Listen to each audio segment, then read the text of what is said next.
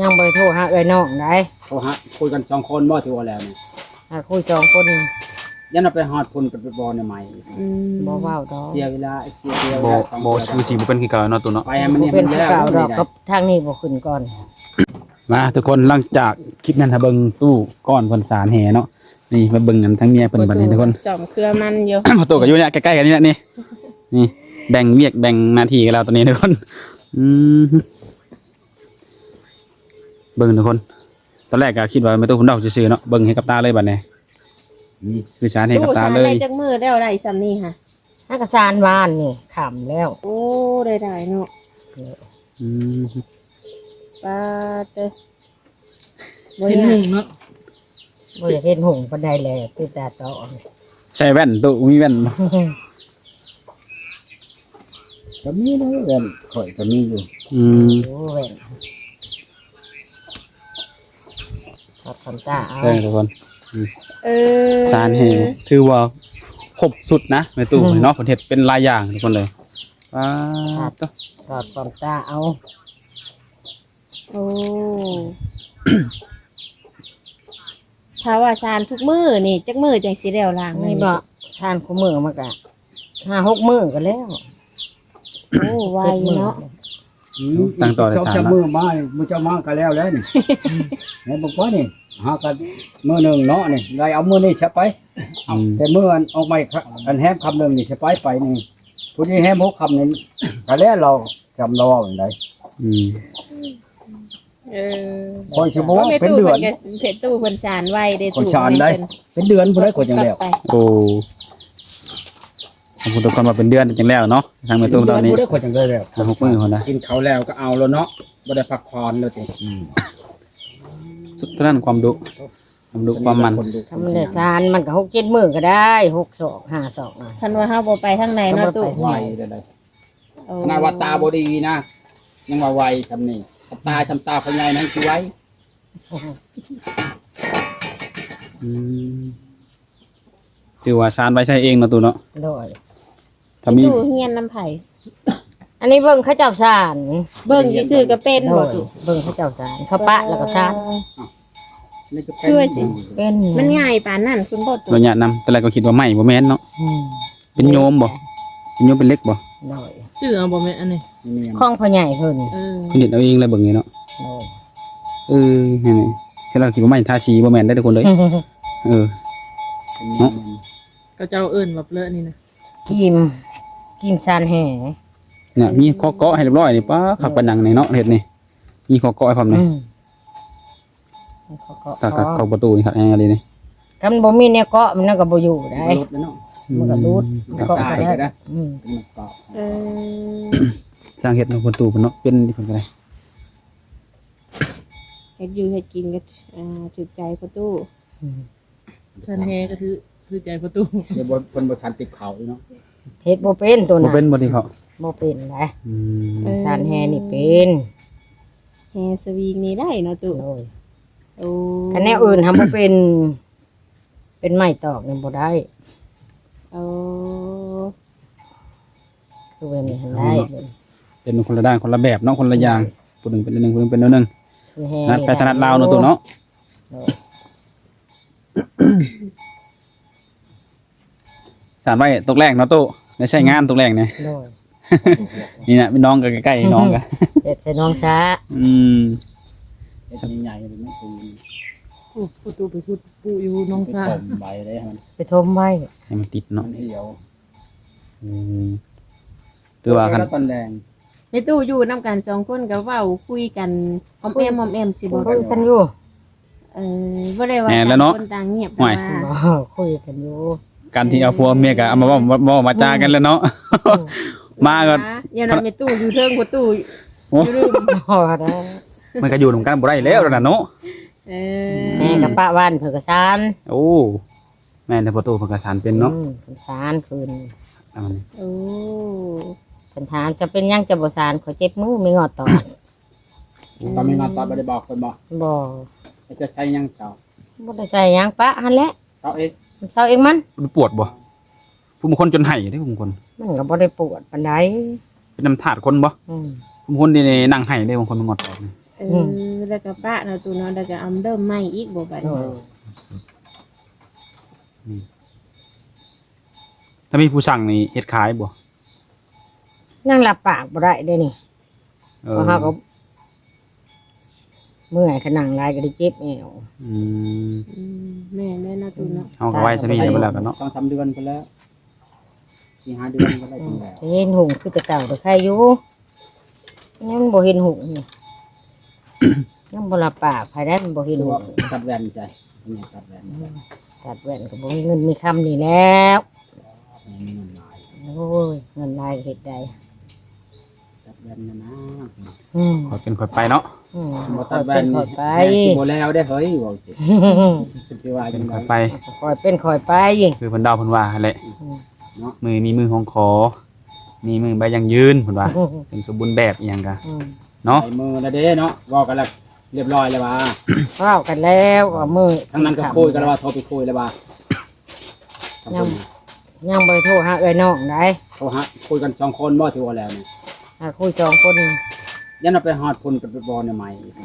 บ่เว้าดอก เสียเวลาเสียเว บ่ ลาสอง บ่ เดือน คือสิบ่เป็นคือเก่าเนาะตัวเนาะ ไปให้มัน บ่ นี่ เป็ มัน น คือ แล้ว เก่าดอก นี่ ก็ ได้ ทางนี้บ่ขึ้นก่อนทางนี้ก็ แต่ บ่ ว่าย อ เนาะ มแล้วก็ แต่ว่าคือว่าแล้วมื้อไปบัดผู้ใหญ่เพิ่นเว้ากันเนาะ หน่อย ผู้ใหญ่เพิ่นไปว่า ไป กัน มันบ่มีแต่เด็กน้อยนี่มีแต่ผู้ใหญ่คุยกันมันก็ แม่น ใครอยู่ดอก เจ้าฟังคอยฟังเจ้า อืม ๆต้องฟังความผู้ใหญ่เพิ่นเว้าได้ นั่นแหละ คันว่าไปเที่ยงผู้ใหญ่เพิ่นนี่โอ้ยบ่เอาเพิ่นไปนำได้ซะ อืม เนาะครับสิลืนเพิ่นหันนะ โอ้ย เพิ่นเดาให้ได้ แต่ก็บ่ต้องเอาผู้ใหญ่ไปนํแล้วคันไปเลยเสียงกันน่ะ อืม มื้อ4ค่ำใกล้สิฮอดแล้วเนาะตูเนาะอีก3มื้อ มันนี่ก็ยัง3มื้อ เนาะ มื้อที่สี่มันไปแม่นบ่ โดย เอาจะไปหาตัวท้ายแล้วแบบนี้ท้ายไปเสียวกันคักนะ ไปเป็นป้าบ่ ให้เพิ่ ไปเป็นลุงบ่ ได้เป็นลุง ว่า เป็นไปได้บ่ อืม ยันเขาบ่มักแล้วหักรอบนี้แสดงเขา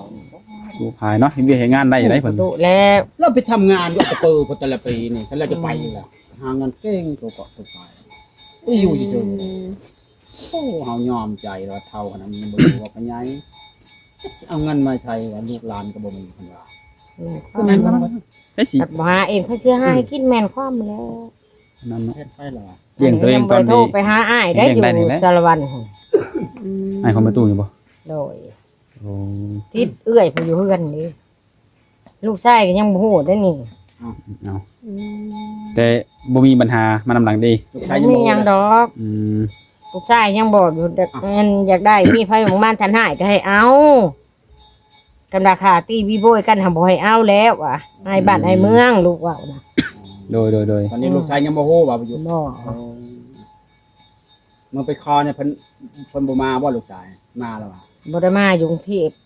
อยู่เทพนี่ โดยเพิ่นไปทำงานอยู่ เพิ่น กรุง นะ เทพ เจ้าได้อยู่เฮิงล่ะ อืม เนาะ ให้โทรหาลูกบ่ติดลูกก็บ่ได้ว่าหยังดอกขอแต่ว่าบ่กินเหล้ากินยาเอากันแล้วบ่ให้ฆ่าบ่ให้ตีกัน ลูกนั่นอายคน นี่ผู้ใหญ่เขาขอเป้าแล้วยาก็บ่สูบเหล้าก็บ่ได้กินเพิ่นเลย คนเป็นเราก็จะใจฮ้อน อ๋อ นะเนาะ ขึ้นไปเลยล้างถ้วยบ่เนาะ แล้วเฮ็ดเด้อ หมกแลน หมกแลนนะที่หมกแลนหมกแลน ข่อยนี่บ่กินเขาบ่เฮ็ดให้ไผได้ ยังบ่ถึงใจเพิ่นเลยเนาะ ย่าบ่ถูกใจเพิ่นเพิ่นเฮ็ดเอง เอาเฮ็ดเพิ่นเฮาบ่กินเฮาบ่จักชิมแล้ว บ่ บ่ เห็ กิ น น แต่ว่ายังบ่ถึกปากเราแล้วบ่ เราค่อยเฮ็ดละเฮ็ดเองแล้ว เพราะว่าเราเพราะว่าจะบ่กินเด้ อืม เฮ็ดเอง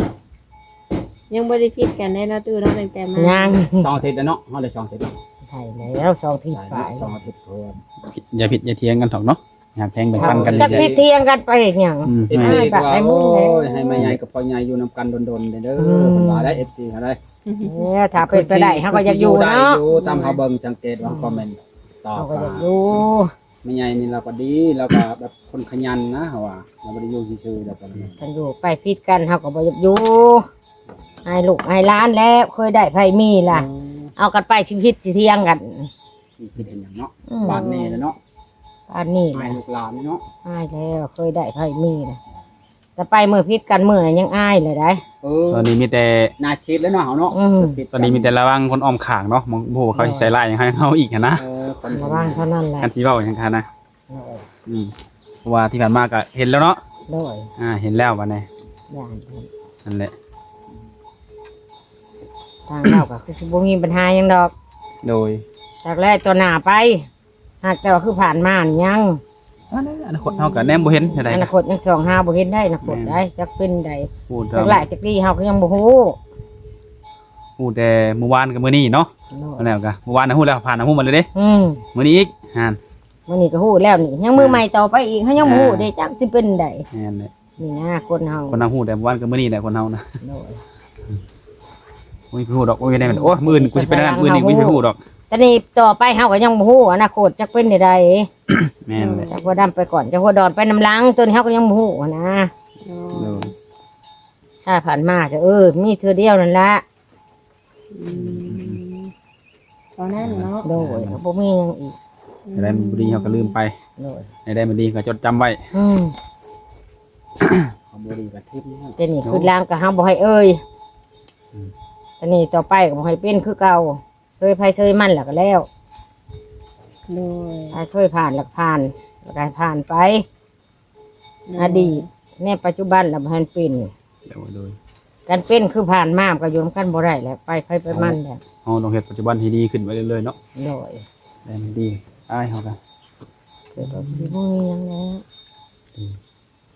และลูกหลานก็สิได้มาลินน้ำก็สบายอกสบายใจบัดนี้ สบาย มาบัดนี้หักแพงกันคือเก่าเนี่ยใครแน่ มีหยังก็โทรมา เนาะ เนาะหลานหลายคน โดย ขาดนั่นขาดนี่เพื่อ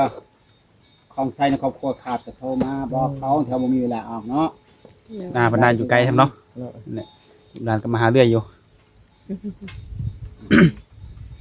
แล้วปัญญามีครอบครัวอยู่เฮาก็ดีใจได้เรามีหมูเด้ เนาะถ่ายเลย เราอยู่ผู้ ถ่าย เดี เลย วยแล้ว เอามาติดตามผู้ใหญ่ตั้งแต่เพิ่นยังบ่ทันมีครูมีคิงเนาะ อืม ว่าเพิ่นมีครูมีคิงแห้งมากเลย โอ้สิตามเพิ่นถึงบ่ใส่ โอ้เราจักปีเลย เรามีหมูอยู่เราอยู่ผู้เดียวเราเป็นห่วงเราอยู่ใดจังคอยก็ได้ยานใน ได้ ชีวิ ค่ะ ต ได้ตีแล้วเนาะ นอกจากว่าช่วงเฮาติดเวียกงานอันนี้คือช่วงหลังบ่ได้มาหาประตู บ่ได้มา หลายเดือนเติบ อ๋อเพิ่นว่าเราใจเย็นนะคะอยู่ ประตูคันบ่มีแนวเฮ็ดผิดเราก็เราก็บ่อันนั้นดอกประตูก็ได้ ให้คิดคอ ถ้าย บอ เรา ก จับใจเราแล้วใครรัก แล้ว ใจเราก็สบาย เพ แล้ว ราะว่าก็แหละก็ติดแนวผิดใจอย่างให้ได้ไผเฮาผู้หนึงได้เฮากันไม่ได้ประตูได้ ท่านนั่นแล้ว เคยมีเห็นได้เฮ็ดผิดใจนี่ แม่นสิว่าลูกเมียเฮ็ดผิดใจหน่อยหนึงก็อยากให้เพิ่นเต้เฮ็ดผิดใจเพราะว่าดีครับบ่ไปน่ะก็บ่นี่คือกันแล้วบ่ไหว้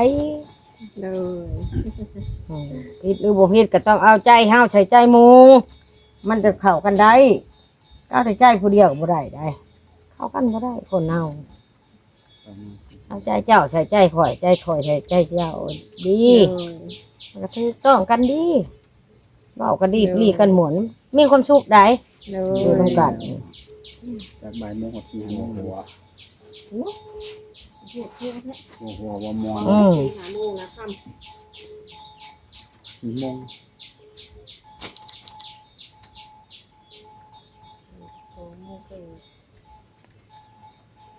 เขาบ่ว่าให้ ม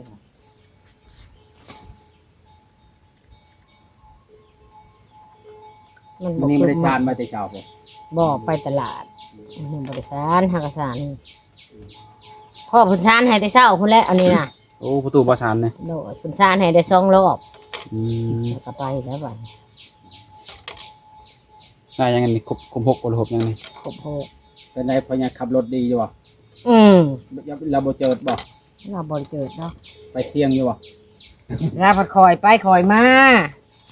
เราบ่ให้ ยันว่า ค ดิ รั น บ ทรายเราพาเจอหา บ่บ่มี จะบ่แพ้นะ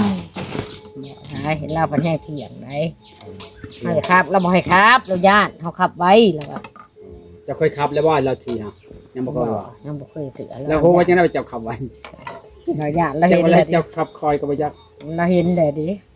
เมื่อบ้านนั่นเราเห็นเลย เจ้าขับบ่ เขาขับรถเพื่อนคอยน่ะ เออเจ้าขับผู้เดียวเราเห็นฮะ เราบ่ไว้ดอกคอยแบบนี้เราญาติ นำหันสอนท้ายแล้วเนาะขับไว้เนาะนั่นจักรยานได้ขับไว้ ว่าไปเลยเนาะ ยามลมยามหยัง เกิดอุบัติเหตุมาแล้ว ยาวประ หน้า ค เป็น นยังไง แก่ลมแล้วห้อยเจ็บบ่นี่คือเด็กน้อยเจ็บเด้อผู้เฒ่าเจ็บเนาะ อืม พอโทมันบ่คือผู้น้อยได้เจ็บตัวคืนไว้ ถ้าคือจับยาผู้เฒ่านั้นมันขึ้นยากเติบกันได้รวมเป็นว่าเป็นไข้ยากเนาะ คือว่าสารแฮเนาะนี่คือว่าบ่ทีบ่ห่าง ปลาเลี้ยงพอดีเลยปล่อยปลาไปนากับเลี้ยงบัดเดียวแล้วก็ทันได้เนาะ เนาะ อันหันซานสิป้าน้องสะนี่นี่ ไอ้น้องนี่เนาะ กันห้วยนะฮะแม่น เอาที่กันนี่วะ หอยอัน ป นั้ ลาน ดุกปลาดุกปลาเค็งเนาะ แฮกหัดก้อยอันนั้น ท่านทรงห่วยแค่ไหนสลามลายน้ำขาดพอกันน้ำทีแค่ไหน ไทยแล้วก็หมอดไวแต่เห็ดกินแล้วเดี๋ยวนี้ เอาดังพื้น ดังพื้นดี มันคือดังฐานได้ก็ดังฐานมันนั่นมอด แล้วส่วนพักส่วนยังแล้วหรอบ่ ยังไม่ได้ปลูกยัง อากาเห็ดแล้วเนาะ ขุดแล้วหรอบ่ ขุดแล้ว ยังแต่ปลูกเนาะ มันจะปลูก ต่อจากส่วนพักได้ให้ชวนยังต่อบัดนี้ ยังบริวาอยู่อันนี้ฮะไปนี่แหละ ยังบ่มีแผนเนาะ โดยเจ้าหน้าว่าไปก่อนเขา เห็ดบ่ได้ไปแล้ว เฮ็ดบ่ได้หั่นนะ เขาชิวควันไปแล้ว เขาเห็นเขาจะว่า ที่บ้าเป็นหมูหัวควัน ถือว่าตอนนี้เริ่มต้นแบบกำลังมาทำงานเห็ดชวนพักเนาะ โดย ทีละอย่างทีละขั้นตอนเนาะตู้ คอยไปคอยมาเทื่อละ ต น้ ก อย แรงคนชาวตกแล้วเขาแนะนำปลูกข้าวโพดเนาะ กับไปนี่แหละถ้าเป็นไปได้ เขาจะปลูกปีนี้ว่าวชื่อไม่ได้ปลูกซ้ำ นี่แหละนะบอกไปสิบอกไปก่อนนะเนาะเคยชินเลย เป็นเห็ดหัวแล้ว ที่ว่าไปแล้วบ่ได้ปลูกก็มีปลูกมันคือว่าควัน เห็ด เฮา ลอย นะ เรียบร้อยแล้ว เจะพอว่าไป ไป ก่อน ขึ้นเมืองนองไม่ได้ปลูกเลยไปเลย ตัวอย่างคือว่านอนเห็ดหัวเรียบร้อยแห้งคักตัวนี้ไม่ได้ ไป ปลูก ไปเลย อืม ไม่ได้ปลูกซ้ำ กันได้ไปเลยเนาะเวลาได้เลยกันไปพอได้ โอ้โหว่าก่อนนี่เช้าเด้อว่าเลยไม่ได้เห็ด ตั้งแต่ตู้มานี่ได้ลงไปเลาะอันไหนาบ่ตู้ ไปหล่อช่องถืออะไร เป็นไรเข่าปีนี่ งามอยู่ปี มีน้ำแช่อยู่บ่แต่ละให้ แซมบอกเขาออกดีอยู่ว่า โอ้ โชคดีอยู่มันบ่มีน้ำอยู่หวานพุยกะหน้างัวกินหา2 มื้อ 3 มื้อแล้ว โง่ตัวเองบ่ งัวตัวเองออกมากิน โอ้ใครเนาะ กินเป็นยัง ใครโยกกินข้าวหวานเทื่อหนึงมันคือว่ากิจวัตรตอนมันเนาะ ไว้กินมันจำเลยงัวกินธรรมดา ก็บ่นะเพราะว่าคันมีผลก็ใครอยู่ได้หนึ่งงัวกินผัดบ่มีน้ำมัน ได้ นะ ไปได้ มันตายบัดมันลุกขึ้นนะ ดินสามหลกขึ้นเนาะ กินแล้วมันลุกขึ้นโลดดินทรายแล้วมันพุงไง คือดินเหนียวมันจับเนาะ คือดินเหนียว ดึงปล่อยแล้วเนาะแต่ว่าเขานี่งามเนาะ น้ำเข้านี่แต่ว่าคนมีหายมีนะ ยังตู้เขานาก็นาหลายได้นาประตูนี่ อืม แม่ตู้เป็นย่างกว้างแม่นบ่ให้นาเพิ่น ว่างดูน้ ไปหอบแล้วบ่ ำไปหอบแล้ว ให้ได้เพิ่นพาไปบ่ ไปเอง เอาได้จังโห โอ้คนบอกให้แต่ขาหันไปหันแล้วก็ไปหรอก มีจุดมีลักแล่นข้างในประตู ย่างไปเบิ่งบ่แม่นเป็นย่างไปเบิ่งเอง ไปเอง เพิ่นยังบ่ได้นำใช่ได้เพิ่นยังบอกว่าพาไปเฮือนพี่น้องจังซั่นจังซี่เพิ่นยังบ่พาไปได้ ประตูก็เคยคิดแบบนั้นแหละจุ่มแหละได้อันนั้นพุ่นแหละเราก็ได้ ยังบ่แน่นอน มีแต่ว่าเฮาฮู้เองเฮา แล้วยัน ผู้นั้นมาแล้วเฮาถามผู้นี้เป็นไผผู้นั้นเป็นไผ โดย แต่เพิ่นบอกเฮาก็ฮู้เองเฮา แหละสิฮู้กับมือแหละมือไปขอเนาะ แล้วเพิ่นแล้วผู้จับแม่พี่น้องเราบ่มั่นใจเจ้าเราบ่บอกได้แล้วว่ายันเจ้าหนี้แล้วว่าสิเสียคอยแล้วว่าได้แล้วว่าให้มันคอเรียบร้อยแล้วจะบอกแจงโมโคว่าเอาเมียรถสิได้เนาะหยังก็แม่นของเราเนาะ แม่นเลย อันนี้ยังบ่มั่นใจ50แล้วว่าคันคอเรียบร้อยแล้วแต่ทางมื้อนั้นมากโทรศัพท์ก็เงียบ ประตูบ่ บ่ได้ยินเสียงโทรศัพท์ ก็คือแบบคอยเปลี่ยนคอยแป้งทีละนั้นละหน่อยนะมาตามขั้นตอน อยู่ ฉันเป็นมาแต่เบ็ดมีจะกินเลยเนาะ ว้าวมืดมือ จากซ้ายจากขวาเนาะ โทรศัพท์ลายได้หล่าไหน โทรศัพท์ไลน์ก็ตามเฮาบ่วนวายแล้วดอกเฮาเอาลูกเอาเมียแล้วก็บอกว่าเอาลูกเอาเมีย พอแล้วก็เงียบแล้วเขาก็บ่โทรแล้ว คันเอาลูกเอาเมียเจ้าก็ยังคือเก่าอยู่ไม่เฮาไปก็บ่มีความผิดได้มันเรื่องเฮาก็บ่ได้แล้วเอาลูกเอาเมียเจ้าบ่บอกเขา มาโทษทายเดียวก็บ่ได้คนเฮาเอาก็อยากเป็นหลักเป็นฐานเนาะอยากเป็นเฮือกเป็นซ่านบ่แม่นเฮาสิอยากลิ้น ใครเฮ็ดเอาเป็นเพื่อนเป็นซานมันแล้วเนาะ โดย เพิ่นคันเป็นไปจะได้ลูกไปแล้วจะคนหนึ่ง เอาอันนี้ได้ อย่าว่ายอมแลลูก บ่ได้แล้ว เศร้าลิ้นขี้ ทำมันได้หั่นนะบ่เพิ่นทำมัน ทางได้มันได้แล้วก็สิเอานะบ่เอาดอก อายุหลาย ยั แล้ว น เนาะ ว่าจากใด เฒ่าแล้วอ้ายลูกเต้าแล้วลูกเต้าบ่ให้เอาดอก นี่ตัวอายุเท่าไหร่ก็ไม่รู้นะ 51 52 เป็น แล้ว 52แล้ว ยั เนาะ นว่าจากเอาให้ไปสืบมูลสืบนางของเป็นไงมา มูลมั่งนี่คือว่าจะทุแล้ววะผัวให้ก็เอาผัวบ่ให้แล้วก็อย่าพอเฮาก็เฒ่าเลยสิให้เอาลูกเอาเต้าหันบ่คือแล้วลูกบ่ให้เอา พอได้กินสิปากพอเนาะ ลูกชายบ่ให้เอา คิดอะไรคิดตั้งแต่เอาลูกแต่ยังเป็นรุ่นน่ะเป็นชาวแล้วเป็นอะไรเอากันนะลูก ลูกบ่ให้เอาได้ลูก คือลู ว่าก ชิ้ อ้าน ย ใหญ่ ผู้ เนาะ ให้คนลูกเว้านะ อืม เคยได้ไผมีดเพราะสิว่าลูกซ้ำเฒ่า ขาดอมแล้วเนาะ การอุ้มนะลูกเขาก็บ่อยากเลี้ยงได้ อืม แต่ลูกเขาก็แพงแต่พอจะมาเลี้ยงน้องอีก เขาก็อายคนนะเฮาเฒ่าแล้วสิว่าลูกน้อย โดย ถ้าเกิดพญาจากใดได้จ้ะ แต่ได้บ่เอาแล้ว พญาจากใดก็บ่เอาเนาะ บ่เอาแล้วตัวนี้ เบิ่ง เฮาเฒ่าแน่แหละใจเฮาก็สิบ่อดนำเด็กน้อย ยันว่าละว่า เฮาเฒ่า นี่ แล้วดิ เฮาบ่มีคนเฮาจากใดจากคนนะเฒ่าสินะบ่ได้เนาะ บ่ได้ดอกเฒ่าแล้ว มีข่าวเนาะ เฮา ตอ เฒ่าน ทองก็บ่ได้ง่าย8 9เดือน โอ้ เนาะ ย8-9เดือน เจ้าก็เฒ่าแล้วบัดนี้ เอาบ่เฒ่าขึ้นได้มื้อละมื้อบ่ เฮาก็เฒ่าเขานำมือ แม่น ท้องมันบ่แม่นน้อยๆได้ท้องได้ 9เดือนจุก ว้ายแต่เฮาเป็นแต่ยังหนุ่มยังน้อยกับลูกอยู่ท้องคลองใต้มือเลยเดือนแล้ว เลี้ยงลูกไปชอ14 15ปีเขารู้จักความเนาะโอ้ยอย่าคิดสภาพเลย อืม ดึกโดยเอ้าก็ถือว่าสนิทเด้อตู้เด้อ โด ลูกหลานก็สิได้เข้าใจหั่นแหละ มีแห้ง ขอบใจพ่อตู้แม่ตู้หลายๆมื้อนี้เลี้ยงข้าวอีกแล้วมื้อนี้ก็ ขอบใจหลา โดย ไม่กินข้าวเพิ่นไปตูตลอดมาเลยได้ยันคำไปตูนหมดเรา ก็ว่ากันดอกเนาะซ้ำสิกินซ้ำนี่นึง มันนี่ยังไม่ได้ถือครับว่าจะไปกราฟก็ไม่ได้ถือเขาอะปกติค่อยถือได้ โดยเอา มื้อนี้ว่า โอ สิ เค ไป คนมาไหนมาไหนจังมาเล่นนำตู้แม่ตู้ใหม่เนาะมื้อนี้ก็ถือว่าสนิทก่อนมื้อนี้ก็โอเคเด้อทุกคนเด้อ